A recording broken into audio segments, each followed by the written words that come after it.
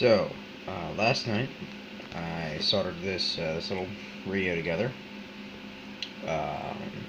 Took me longer than I expected, like, I want to say an hour or two. It does work. If I can turn it on here, it's very loud, so I'll be careful.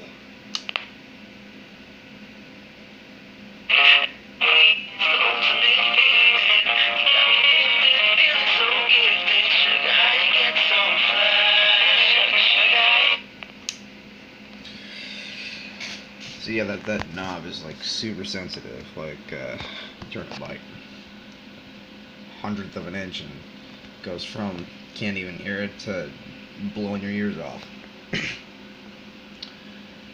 Anyway, so this was my project for the week, basically. First I ordered a soldering kit to try and repair this super small component in my dad's keyboard, and of course it failed.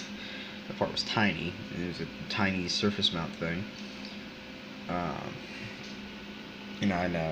had no prior soldering experience, so this is good practice. I learned a lot from doing this. I learned how to, I think I've gotten better at properly tinning the tip of a soldering iron. And, I've gotten a better feel for soldering in general. So, you can see there are a couple, I don't know, cold joints, I think is what they call them, in there, because, I kept turning the temperature down to try and preserve the tip, and then I forgot to turn the temperature back up when I was done putting the part into place.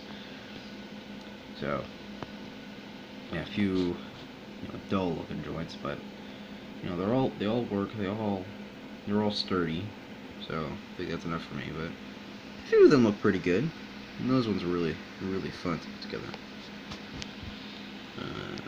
Cables look terrible, but I'd say for my first time really, trying to solder something, worked out pretty well.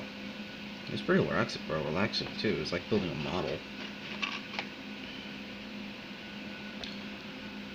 Anyway, so that was my fun little project for last night. Yeah,